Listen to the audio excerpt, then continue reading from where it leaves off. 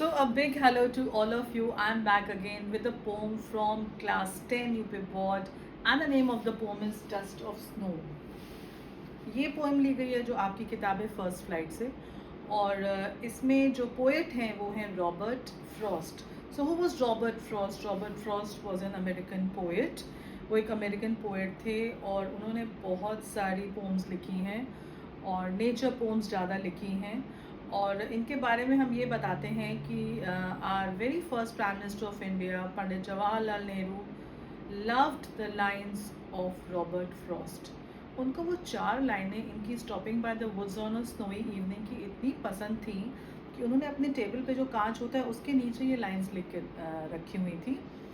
The lines are, the woods are lovely dark and deep but I have promises to keep and miles to go before I sleep and miles to go before I sleep.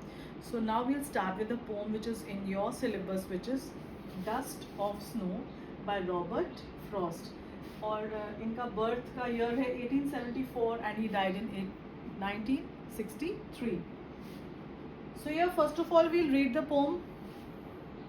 The way a crow shook down on me, the dust of snow from a hemlock tree has given my heart a change of mood and saved some part of a day I had ruined.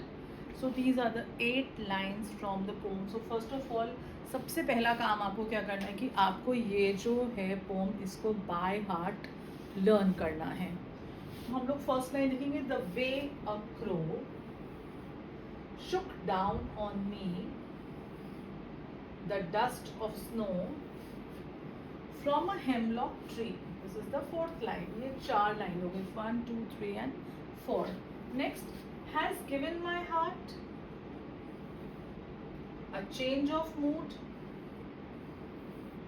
and saved some part of a day I had ruined. So these are the first, second, third, fourth, fifth, sixth, seventh, 8 lines of the poem Dust of Snow by Robert Frost. So now we'll start with the explanation here. और इसमें जो explanation है ये आपको मैं line to line बताऊंगी. तो इसमें आप सबसे पहले देखिए कि ये पोएम है सैडनेस पे. जो पोएट है वो बहुत दुखी है, उसका सुबह से मूड जो है वो बहुत ऑफ होता है और कुछ ऐसी चीज़ें वो देख लेता है जिसको देख के उसका मन और भी उदास हो जाता है. तो फर्स्ट ऑफ ऑल वी सी इसका मीनिंग क्या है, डस्ट ऑफ स्नो. जब हम पहाड़ों पे जाते हैं वहाँ पे बर्फ़ गिरती है और बर्फ़ कैसे गिरती है, हम उनको स्नो फ्लेक्स बोलते हैं. बहुत ही हल्की होती है, बहुत ही लाइट होती है जो ऊपर से जब गिरती है पहाड़ों पे.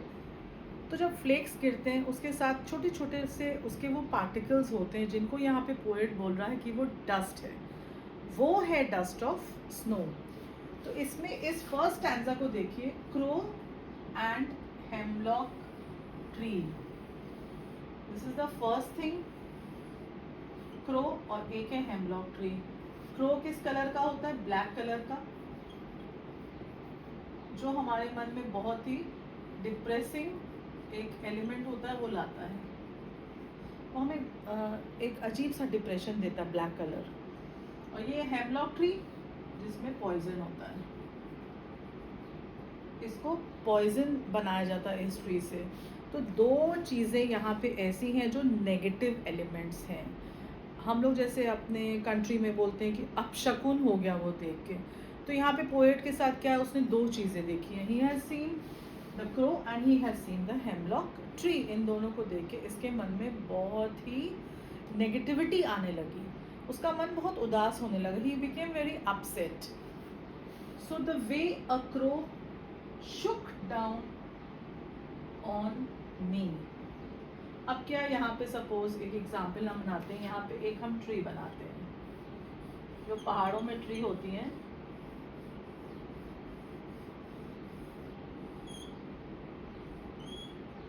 तो इसमें ये ट्री है, सपोज ये आपकी है हेमलॉक ट्री,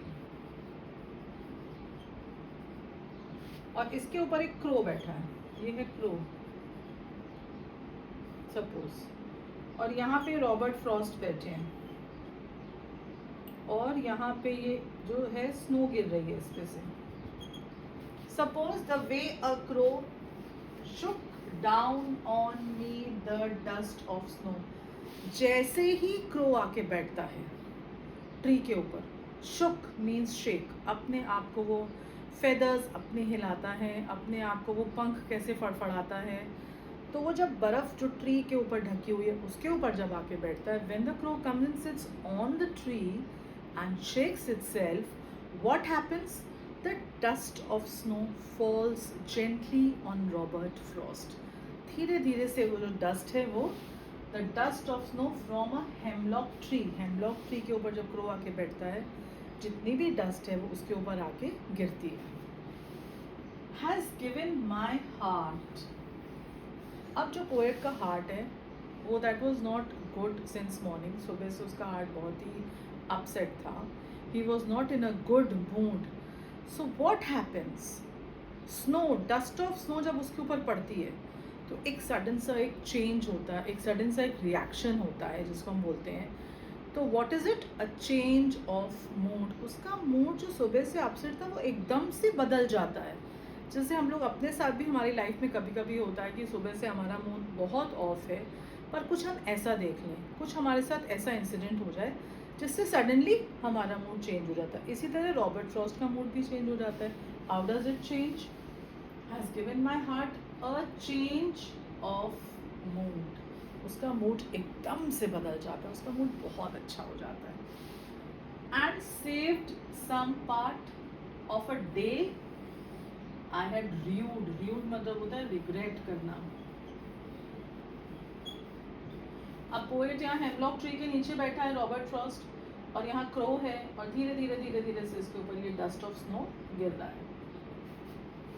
और फिर क्या हो रहा है उसका? A change of mood. And save some part. अब पूरे दिन में कितने घंटे होते हैं?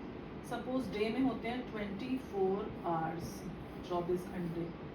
उसका कुछ दिन का समय जो है वो निकल चुका है. ऑफ अ डे, वो कह रहा है पूरे दिन में जितना, अगर मेरा आधा दिन भी निकल गया, मेरा दिन बहुत ख़राब निकल गया, मैंने कोई काम नहीं किया, मैंने कुछ अच्छा काम नहीं किया, मैंने कोई जो मेरे को बहुत पसंद है वो मैं काम करता था, सपोज़ वो एक राइटर हैं वो लिखते थे, मैंने वो भी नहीं किया. Of a day I had rued and saved some part. अब वो जो मेरा दिन है वो बच जाता है, सेव कर लिया मैंने अपना. बाकी का दिन मैंने बहुत अच्छे से बचा लिया. कैसे बचा लिया?